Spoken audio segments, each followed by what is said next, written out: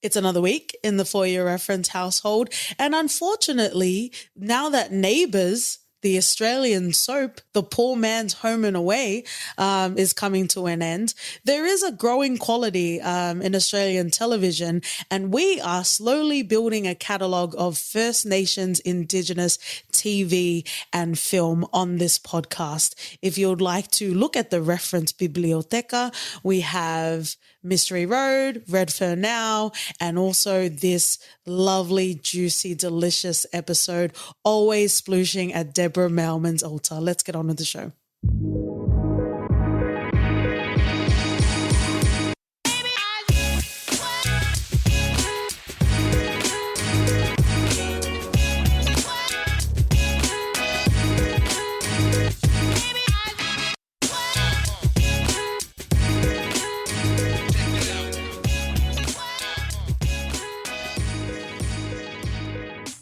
Hey friends and Cloak and Dagger lovers, welcome back to the For Your Reference podcast. You got your host Katie and Oti. Get into bed with the enemy and evaluate the worth of individual ridicule for the advancement of your own. Join us as we punch through bureaucratic red tape with total control this week. Woo-hoo-hoo. Let's get into general stats and information. This TV show has 2 seasons thus far. It was first released in October of 2019. Go and check out our Red Fur Now episode. I go into a bit more detail, but this is coming out of the quality ranks of Blackfella Films. So naturally, we have Rachel Perkins directing. In regards to writing, we have Stuart Page, Angela Beatsman, and Pip Carmel. In regards to executive producers, Rachel Griffiths, Kel Rick Martin, as well as Sally Riley. Producers, Darren Dale of Blackfella Films, Miranda Deer, and obviously wonderfully, beautifully shouting, "How dare you, Wikipedia." I don't know why Rachel Griffiths is first, because it is always, always, always, at least in my Pussy Valley, about Deborah Mailman. We love Rachel Griffith though. Yeah, but you know. I don't know. I'll take a Judy Davis over Griffiths any day, but that's my personal preference. Maybe you didn't watch 6 Feet Under. You won't find me on the anti-forums, but I would I would always go to bat for Deborah Mailman, especially if we're having that conversation. This genre, OT, is it on your bingo card? Is this potentially the first political drama TV series we've covered? Yep, it is. Just naturally, right? I just realized that while we were talking. But we have mentioned West Wing a lot. We did, and OT gave a very sumptuous, very sploosh-worthy West Wing daddy impression in, I believe, A Few Good Men. It seems like that's where you would do the impression, right? Yeah. Walking and talking. Mm-hmm. Snarking, sorkin'. This is an Australian series. We will say spoiler, spoiler, spoiler. Check your mail, check your mail, check your mail, because this is a brilliant series. There's a lot of depth that gets covered in this show. It is available on ABC, the ABC iView, but I do believe there is possibility to watch it worldwide. Is that correct, OT? It sure is. For the Americans, you can watch it on AMC Plus, and for the Britonians, Acorn TV. Oh, nice. What's interesting is the show that I don't think we're going to cover, but we do enjoy watching it, Acapulco. I can never say it. Acapulco. Yeah, it only just occurred to me recently, like, to call them Americans makes no sense. Yeah. Especially if you're a part of the Americas. But anyway, there'll be a lot of lots of talking to PC and wording and all that sort of thing in regards to this show. But welcome, welcome, welcome, friends and lovers. We're going to have a lovely, delightful time. And if you want to stick around and you haven't seen the show, you can be nasty, but you do need to give us some Paul Bettany lashes and promise that you're going to watch the show after. Mm-hmm. So before we even get into, I guess, the cloak and dagger meat and potatoes of it all, I just want to talk about the genre in general of political dramas. I'm pretty sure this is more OT's lane in regards to general sort of consumption of. I think this is more your wheelhouse. I don't necessarily go out of my way to avoid it, but it's definitely not something that I would like gravitate to just for general sort of watching purposes. I don't know, you don't dabble in this, which is fine. We get a lot of that in our daily, day-to-day lives anyway. Yeah, I find this kind of shows interesting. Like we mentioned, West Wing was one of the things that I grew up on, but, you still had your frustrations over it. Yeah. But it's something that you sort of go in because of the intrigue and the backstabbing, and it's fun for me. Well, we talk about the Tikerisms. We talk about, especially in Boy, when there was a very nice healing moment of a father saying, not only I love you, son, but also I'm sorry. And we talked about how that film is potentially a fantasy. One of your favorite sort of venting moments you have on the podcast is about corrupt politicians, yet you really enjoy watching political sort of dramas. So is what you're saying, these Americanized type of political things are more fantasy to you? Not really, but you get to enjoy more stuff that you relate with and that you see on a day-to-day. And one of the best sort of comedic things in Kenya back in the day was a satirical show of the Kenyan politicians, and it was amazing. It was funny as fuck. And that's what got me into, if I'm watching fucking House of Cards, him being all evil and shit, that's exactly how I view every other person that's up in there. But isn't it also frustrating because it's not going to change? You've reached disillusionment nirvana where you're like, I'm content with this fuck up, so let's see how it is. Okay, well, I guess that's, I'm kind of revealing my, not my house, but I'm revealing my cards because I don't find it interesting. And I think just generally, like volunteering, trying to do as much as I can as a little ant in this universe, in this Neil deGrasse Tyson cosmos, Carl Sagan, I acknowledge as well. There is this sense of helplessness, and I don't necessarily find it interesting. I think I'm not as disgusted as I am with like true crime, for example, but I just don't find political sort of the vessel of political genre as a theater. I don't necessarily find it interesting. And that's what I wanted to loop back to in regards to Total Control, because there's so much multifaceted dimension that is introduced into this show.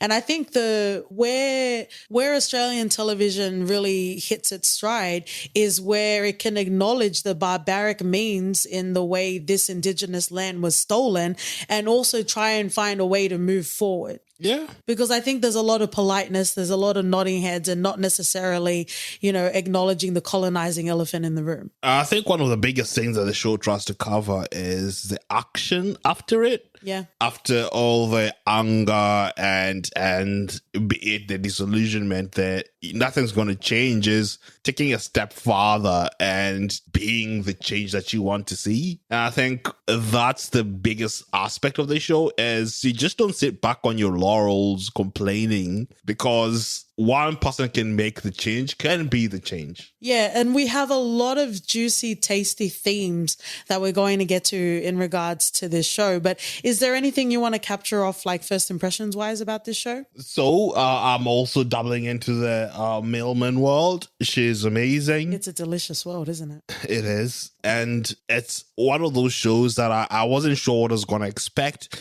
Like, we've had it, up next for a bit. I knew it had to do with a little bit of political stuff, but not really sure. Total Control is a bit, it's like Ray Donovan of names, like, what are you going to get from Ray Donovan?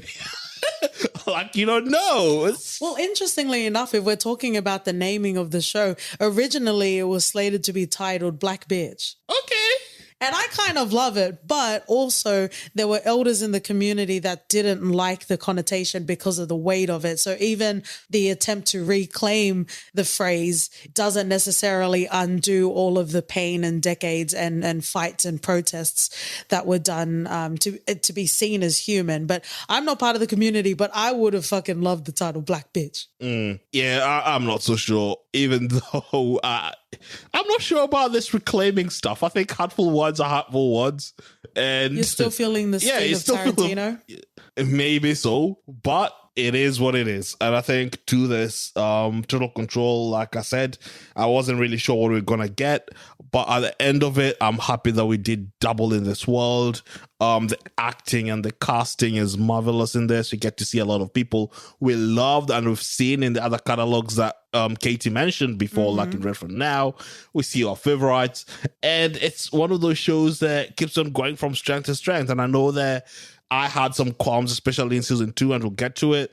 But overall, it's just a good show, and I think it's a sexual thing for everyone. It's one of those things that you feel that most of the time you don't really pay attention to, but it's the issues that are just in front of you that go begging, that need the most attention, and this show just highlights it all in such a marvelous way. Oh, absolutely, and beautifully said, OT. The first theme that I have is, because we're talking about government, right? We're talking about the bureaucratic red tape, right? The first theme that I have is Indigenous affairs / presence in government. I just want to talk about it because, again, the foundation was laid for such juicy commentary and interplay between different characters. And we definitely see that later on in season 2. But just the fact that a white guy was the Minister for Indigenous Affairs and how it was seen as in the hierarchy of prestige, like Treasury is at the top. Indigenous Affairs is something you throw to someone, I think is like the equivalent of like a local town sheriff. You know, it's not necessarily going to get you up in the ladder at all. It's like the vice president seat. But I just want to talk about that a little bit because I guess maybe naturally, and maybe you can speak to it because you watch a lot of these, you know, sort of TV shows and films, but it literally became like pawns on a chessboard. It wasn't even about real people. And that's how they view things. I think it's more policies and trying to get those things through. You have to. And that's why politics is such a dirty game, because you think that these people don't have souls, but they do.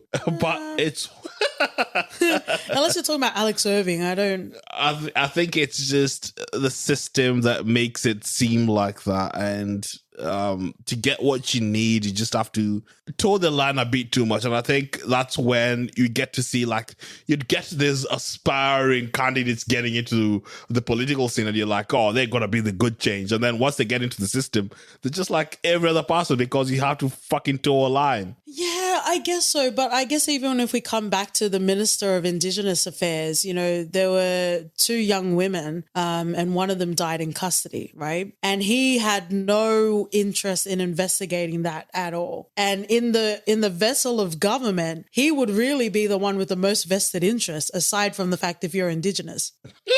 Yeah, I think he took a step farther to block the report, to hide information, and just hide the truth pretty much. Well, I think it's also they had like preliminary reports where there was a whiff, you know, as Roy Wood Jr. would say, a residue of negligence, right? Like that was noted in the report, and they had to bury it because obviously everyone needs to be friends and it's a fucking boys club. Yeah. I think that's the you wrap my back, got yours sort of culture where you hide disgusting things because you think that people not knowing is better. And it's wild that him being the Minister of Indigenous Affairs looked at that report and thought, hey, people don't need to know this shit. Let's hide it. And I was like, once it got through and it got out that this shit was happening, or this shit happened, and I thought Rachel, being the Prime Minister, would have a bigger quandary with it, because she seemed like she was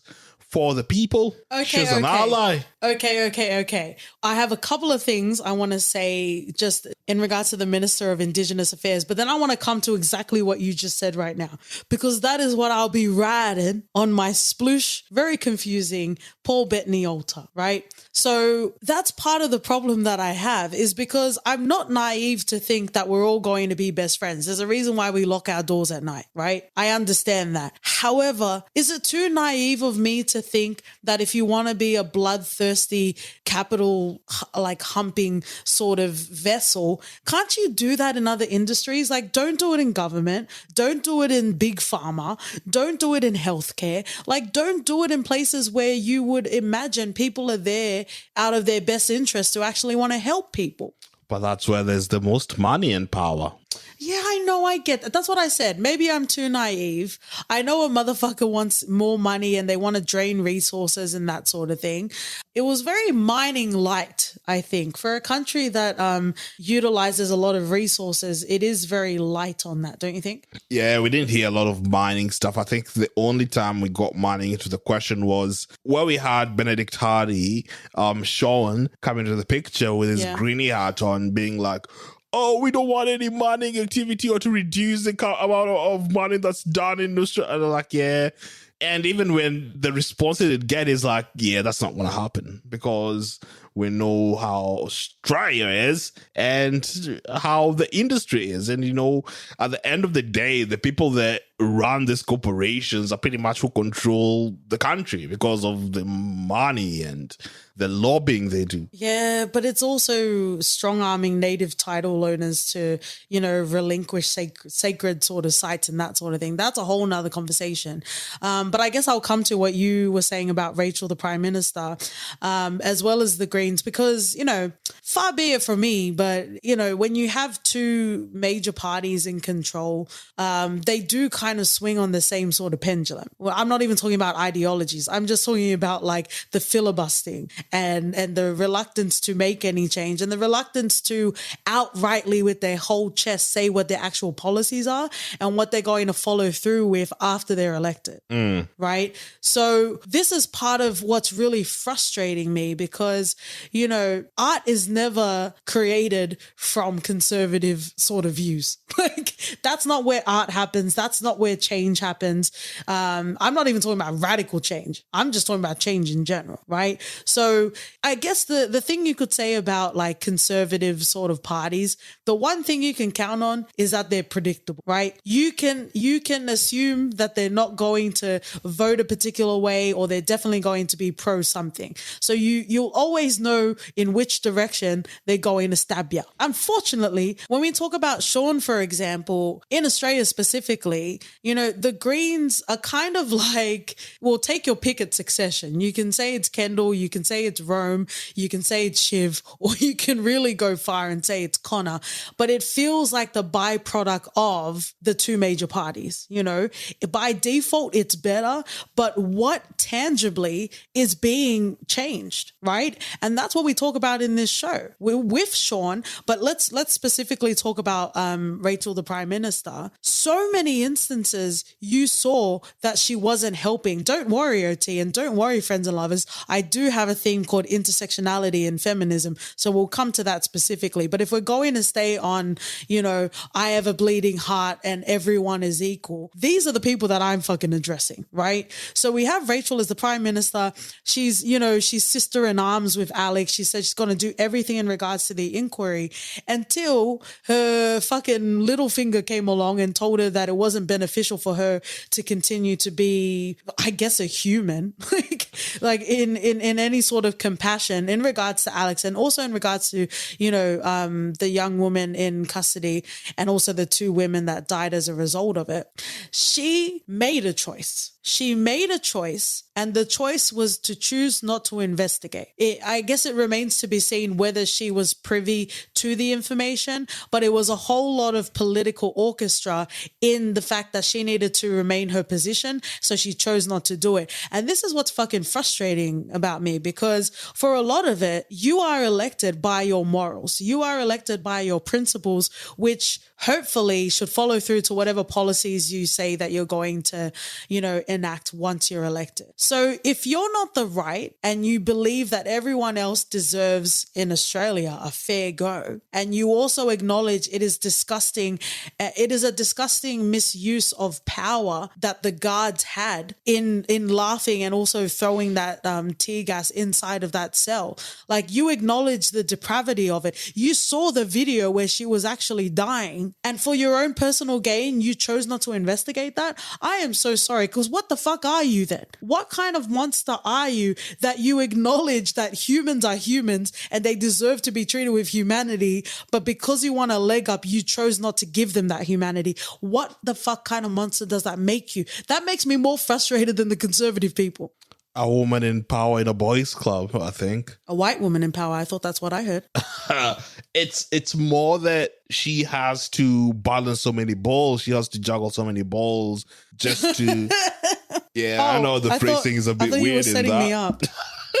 She has to do so much to bend backwards than most, just because she's a woman in that position. And she, even when Alex came up to her and said she's privileged, and the visceral sort of reaction she had, she was like, "What do you mean I'm privileged? For the past 20 years, I've been here."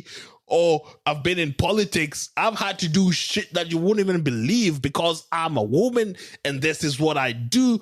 And for me to even have this power right now, there are things, of course, I'm not 100% with, but it's a long game. It's always a long game. You don't get things now. Yeah, but what does that matter to the injustices that are happening right now? It doesn't. And to her, I think she's been in the game too long, and I think she's just leaving. She's leaving a Zack Snyder 300 Trail of Blood, is what you're saying. No, she's just playing the long game, maybe. Like, if I walked into a room and there was an independent member that swung conservative, if he had said some out-of-pocket shit about my skin color or about my gender, I would expect that. You know what I mean? But if I am in a room where everyone's talking about, oh, this is a safe space, you know, we advocate for human rights and shit, and you're willfully covering up an investigation and all of the evidence is there, you don't even need to do a further, like, thorough investigation. I just don't like when I don't know where I stand with people, where I don't know where politics lie. I don't like that. Yeah, and this is where we come to self-preservation. She thought that that's the most important thing for her then. They're coming up on voting, and she just doesn't want to rock the boat at that time. Yeah, but your morals aren't a fucking outfit. Your principles aren't a fucking outfit. And if it is, then what are you? If you're saying whatever's popular and it's going to get you,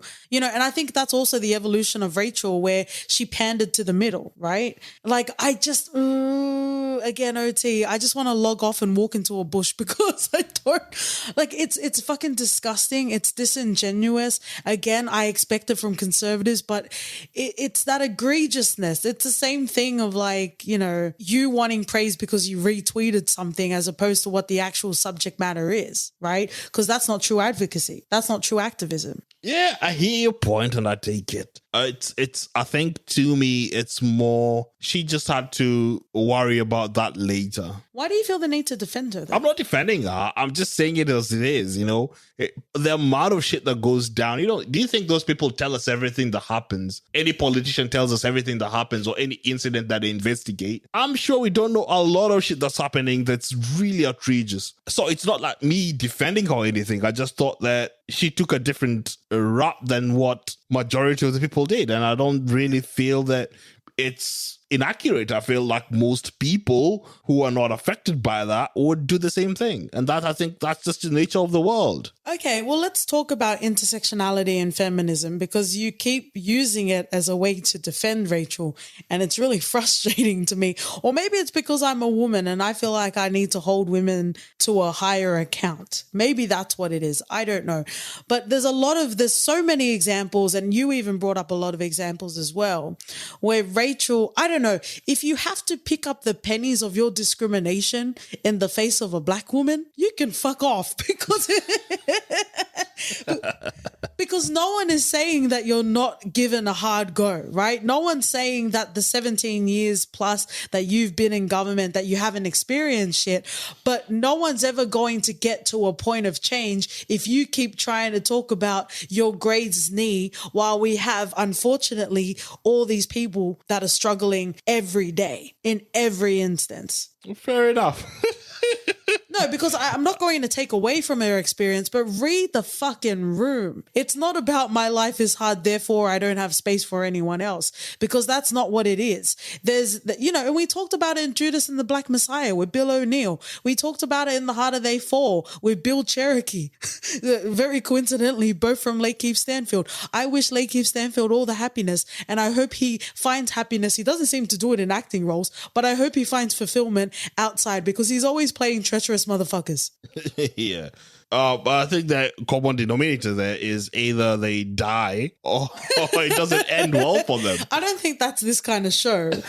But I think that's what's really frustrating about me. Like, if you're for the people, be fucking for the people. If Rachel is for the women, be fucking for the women.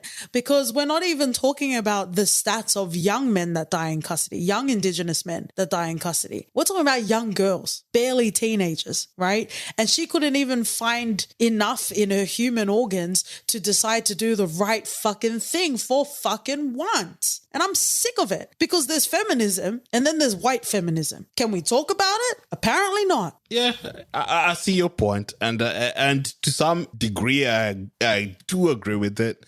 She should have definitely taken action. I think her self-preservation sort of mode kicked in, which isn't good or right. And if there was ever a moment for you to change tact, that would have been it. But yeah, I think it just painted the world that we know, and the realisticness of this is the action that she took. Because any other way, it would have cheapened the plotline, because we know that in reality, most people will not do the same thing. Boo! Hang on a second. You said you enjoy watching these TV shows, but you also acknowledge that it's inevitable that people are going to be fucking shit. So what do you get out of these shows? Slithering and shit.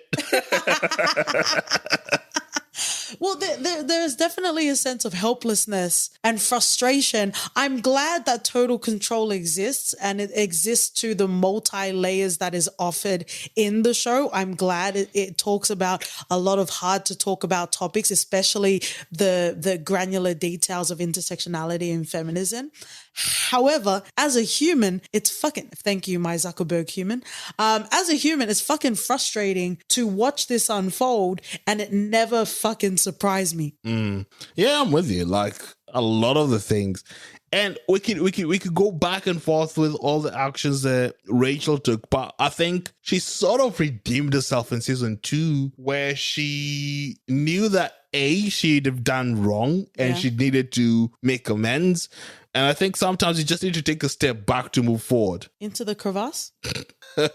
I don't know. And without knowing much about politics, I do feel it a bit unrealistic that Rachel, as a woman, disgraced, covering up shit. I don't know. I just think it's surprising that in Australia, even though it's the 2020s, but like in Australia, as a woman, she was allowed to just re-enter the political race and nothing really came out of, or no sort of consequences, because she would have the left and right gunning for her. And, you know, if we're talking about real life instances, you know, the country wasn't ready for Julia Gillard. And I don't think she had as rosy of a post-political career as Rachel did. Definitely a lot of similarities and parallels we can draw there. Yeah, absolutely. Let's move into a different theme.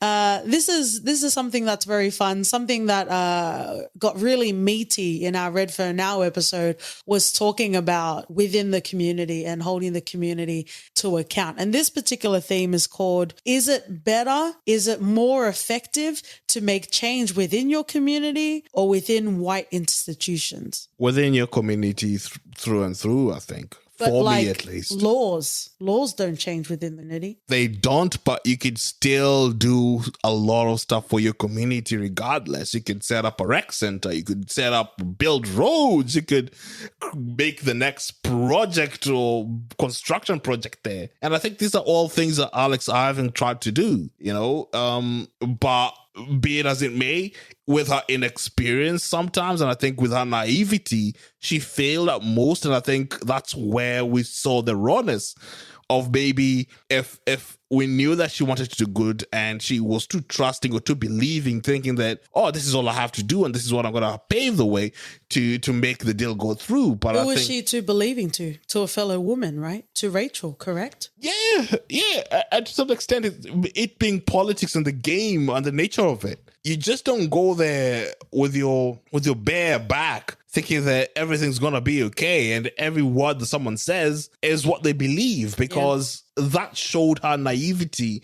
Even when she went to the other side of the political party, she pretty much did the same thing. And I'm like, mate, stop relying on the words of these people, because at the end of the day, they don't mean shit. But why is all the blame going towards Alex's direction and not the white institution that she's embedded in? I said naivety played a part. She tried to do good, and I'm here for that. I'm here for her trying. I'm She here for shouldn't her. have been too trusting, is what you're saying. Yeah, because she knows the beast. And I think Charlie would have played a bigger role in that if he wasn't too I don't know where he was for the most part of the time, other than just looking after Alex's kid. Shout outs to Rob Collins, because we've talked about Firebite, and it was nice to see him here. And while we're doing baby shout outs to Wayne Blair, because we fucking I think that's where he would have played a bigger role in trying to help or advise. And I think even when the show started in season 1 and Alex was going to give her welcome speech, she'd written something that was possibly deemed controversial by her advisor, and she just changed tact. And if you thought that it wasn't a long game, then you would be angry at that as well. So were you angry when Alex didn't say her original speech? Okay, so we're talking about two different issues now. We'll come back to the initial one of change within the community or change within the wide institutions. What you're talking about is how much of your chest do you speak with when you enter white spaces? That's what you're talking about. It's a tough one. It's a tough one because if she had gone ahead with the speech that she should have gone ahead with, she would have been seen as, again, black bitch, right? She would have been seen as difficult to work with, you know, not having any sort of interest other than her own. But she also talked about a lot of the MPs getting kickback from mining companies. So let's talk about your own personal interests. But it's one of those difficult things. And I don't think I could ever really answer that, because you either come off too strong, too intense, you come off as that black bitch, or you come off as Wayne Blair's character, where he's literally just thankful for crumbs because he needs to be amicable if he's trying to position himself as a First Nations Prime Minister. It reminds me of Jolie from Redfern now, when he was when he had a quandary, a Delroy Lindo quarrel about singing the national anthem, because that was a interesting phrase to say. First Nations Prime Minister. Well, yeah, it doesn't sit right, but unfortunately, we are never going to sit comfortably in this world. But to answer your question, I would have loved for her to say the speech that she wanted. However, it wasn't a third act in a film, and it was a TV show, so it would have been very uncomfortable. And you need to bouge and smooge, and you know that's kind of what Rachel was alluding to as well, because it is a fucking boys' club. So I understand why she did that. I'm a bit annoyed at Charlie for scoffing and being so frustrated with the injustice that he left the fucking room during her speech, because he's also lecturing in white universities. So it's like, and he's also like using the white guilt as a way to, you know, gain personally as well. So it is a bit frustrating, but how do you feel about it? Yeah, I'm with you. I think if she would say that, she would have been seen as the pariah, and I think that's not good for anyone, especially for the people of a town where she wants to pass policies to help her or to help them be more economically successful and people to have food on the table. You know, there was an instance where they couldn't even have water or drink water. They had to bath their kids with bottled water. That's some shit, man. And that's why, going back to the original theme and thinking that, I think fundamentally the end of it, if you're representing a region, you just have to do everything you can to help those people and worry about the bigger picture later. But let's also talk about it, because there was a lot of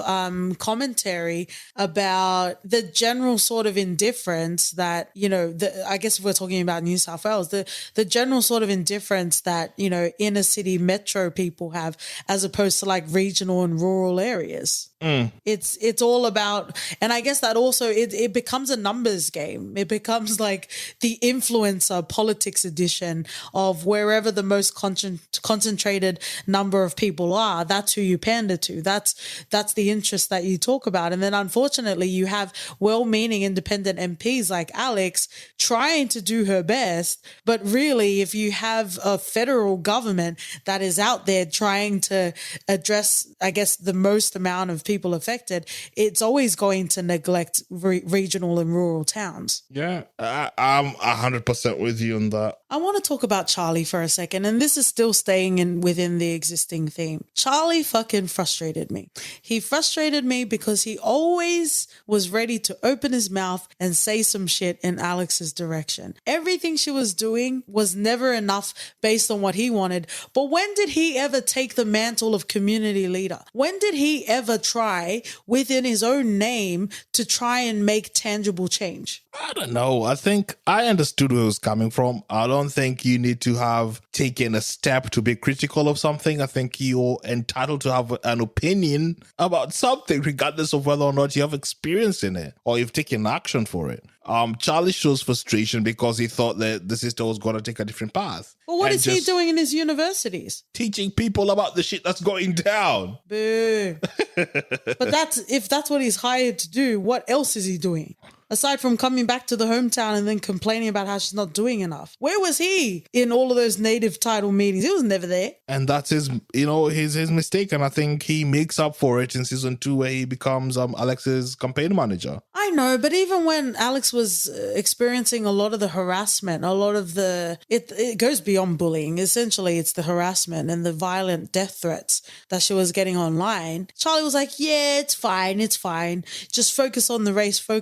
And it's like, this is something that is deeply personal because the persecution that politicians feel as a general base level is not the same as something that Alex, an Indigenous woman, was experiencing in this show and also in real life. Yeah, and I think we also get to see some naivety in Charlie's part where he thinks that, we'll run a clean campaign. We won't do anything that we feel that is wrong or unsportsmanlike. I'm like, mate, have you met any politician out there? Yeah. You can't just come up with that shit and think that you're going to win because you're not. Okay, well, that perfectly rolls into the next theme that I wanted to talk about, OT, and that's politics. Keep it clean or play dirty. Yeah, keeping it dirty because it's all dirty. So Alex had to do everything she had to do to win. Yeah. And I didn't get angry that she brought up, was it Ramsey, the opposing candidate, that he fired someone because she got preggers. It's use everything in your ammunition because anyone else would use it against you. And even if they didn't, that's their loss because your end goal is to be elected and to fight for your constituency. So anything has to go to get there. Like, you can talk about integrity, but it's the same thing of like, the only humble people are fucking poor people. You know what I mean? Like, doesn't that also feel like a way to like control people to stay in their positions, but also be happy about the fucking squalid positions that they're in while other people are laughing with excess on Billionaires Road in New York, hundreds of millions of apartments and no one's fucking in there? Yeah. And the worst thing is we saw Alex getting a call from one of her friends who burnt himself alive in front of a bank because the bank was repossessing his home and land for him not having money to do the repayments on time. And I'm like, fuck sakes. Yeah. When you get situations like that where your town is suffering like that and you have this moral high ground that is highly ineffective and will render your campaign ineffective as well. Yep. I'm like, throw that shit out the window. And I'm glad Jolie was there because she had to breathe some sense into it and be like, you know what? When Charlie disagrees, I'll be like, yeah, I'm here with you. But it's exactly what we're both saying that I definitely agree with both of us is you can play it clean and you can sit nicely, you can cross your T's and you can dot your I's and you can play the game, but you're never truly going to be free until you realize the game is rigged, yo. It's always rigged. Unless it's Catan and I beat OT every time. You wish. But it's frustrating because when you understand the position and those that continue to benefit on the position of Australia right now, it stands to reason why the status quo cannot be challenged. Mm-hmm. And if balance needs to be restored, there is definitely going to need to be some radical change. Yeah. I think anything in this world worth doing that doesn't involve radical change is just a myth. I think you need to check up the system for you to be able to get an inch. And we love an inch. And no, but it's like if someone tries to apologize to you and wants to forget everything, it's because they're the one in the fucking wrong. It's in their interest to move on from whatever, the umbrage was or whatever the mistake was. And exactly what you're saying. Like, I love that Alex had Jolie because it isn't fucking fair. And again, it goes beyond the senses of humanity in the level of cyberbullying. And I think this comes very perfectly to the subplot that we had, I think even from season 1 as well, like the death threats and all of the online sort of vitriol that she was experiencing. How did you feel about, I guess, the wholly realized storyline of it actually being a political staffer in the Prime Minister's office? We suspected as much. But hang on, I just want to talk about it as an actual vessel. So it's not like the taxi driver that's sitting there thinking the world has done him hard, right? This was a strategic play. So all of these death threats, and can I just say, I'm glad that this was loved, watered, and nurtured by Indigenous people. However, I don't ever want to see, even in the context of a show, I don't want to ever see these Photoshop pictures of Deborah Mailman. Even her on the noose, that was too much. It was too much. I think that conclusion of, I don't know if it's a conclusion, but how it ended by the time of season 2, the perpetrator tried to kill himself. Yeah. You're not the victim here. Yeah. And because Charlie doxed him or put his details online, yeah, that became the main story. Yeah. And people are like criticizing Alex for it. I'm like, yeah, wait, who's the victim again in this? Yeah. So this idiot can do whatever he wants online, but we can't say who he is and why he's doing that because what? I fucking hate the media. And I was like, bloody, that was annoying. And that's why I say, aside from John Cena, I'm not fucking here for peacemakers. Because if the current state is disadvantaging and willfully ignoring the pain of all people, then fucking get in the bin. With your whole chest, if you are saying shit online, you should be able to say it out in public and everyone to know who the fuck you are. Well, they do in stadiums. Because I guess let's bring it to also a real level. I'll leave your football alone, but even with AFL, with Adam Goods, right? A young girl hurling insults at him, but he ended up being the bad person in that example. He ended up copying a lot of it. Not the parents that potentially taught her, not the environment that she was brought up in, not the comfortability that white Australia has that a little kid can go out there and call him all of those names. None of that. It was all about the angry black man pointing out the injustice. Oh, she's just a little girl. Fuck off. Little girls turn into Rachel, the Prime Minister. Fuck off. I'm with you on that. That was shitty. And turning the story to be, oh, it was the little girl who's the victim. No, it's not. I guess also going back to the show, we have one of the independent MPs, Gloria, and, she found a connection with Alex and she was talking about, cyberbullying and how that's kind of her bastion for her candidacy, right? And she turned her back on Alex as well, which made no fucking sense because she knew all the facts. She knew it was all there. She saw all of the hate. It's not like they were all secret messages. They were on public forums as well. Yeah, like she said, she knew that it was wrong. She admitted as much. But her long game of, this is what I base my political... But yeah, what happened to doxing, whatever it is, for someone who spews hate? Yeah. It's not fucking bullying. It's just naming and shaming. And I'm here for it all day, every day. I guess at the end of the day, if we want to talk about the ABCs, the A stands for accountability. Mm-hmm. Like literally just own what you say. Like you said, if you're going to say it with your full chest, you're going to need to bear the consequences. And also, I understand we're living in a world where you can't just go out and punch people on the street. I understand that. However, if I were to have a qualm with the penmanship in this show, perhaps it's also considering that it is going to be for all consumption and maybe it'll make white people uncomfortable. However, I hated that Alex just as soon as she met the parents, she felt bad for him. I fucking hated that. Don't humanize him. Yeah, and I think they're trying to add a different layer to it that, these people are just people like you and me. Yeah, they are, but I think with me, I'm very staunch on the fact that actions should have consequences. And whatever shit you try to perpetrate out there, you should have the consequences come back and not feel like, I'm protected by, be it free speech. Yeah, if it's just free speech and you're spewing shit. But people can have free speech in your free speech direction. Exactly. It's not a one-way street. That's how fucking free speech works. Oh. All these people talking about indoctrination, and it's like, you've been indoctrinated to a colonized Christian community. Fuck off. Facts, man. Facts. Maybe this is why I don't watch political dramas, because I get too angry. Go and watch The Shield, and go and listen to our The Shield episode. Walton Goggins, are you enjoying him in Righteous Gemstones? I am, and as soon as he said ABC, I was thinking angles, battles, and coochies. I don't want to know. Watch the Righteous Gemstones. It's bloody good. Does it address the whiteness in the room or not? Not really. Well, it's it not is a show. what it is. It's not a show for me then.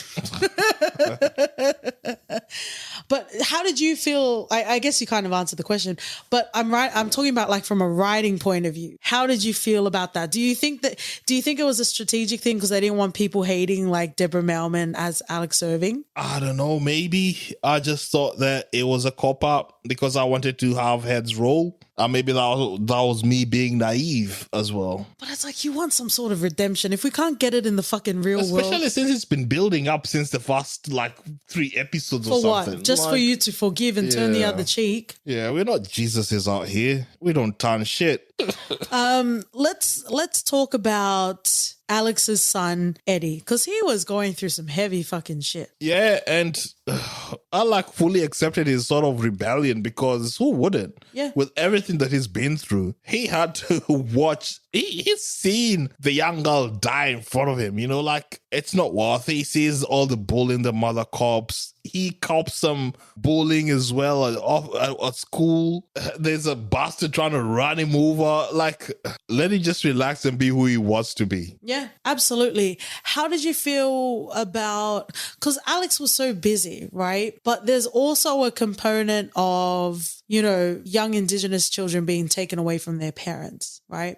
And there's also a talk about Alex's mum being a part of the stolen generation, right? So there's a weighty, long history and painful long history about young Indigenous children being taken away from their parents. So even though it was going to a well-beloved family member, it still didn't hurt. It didn't stop the hurt, and it didn't stop the sting from it.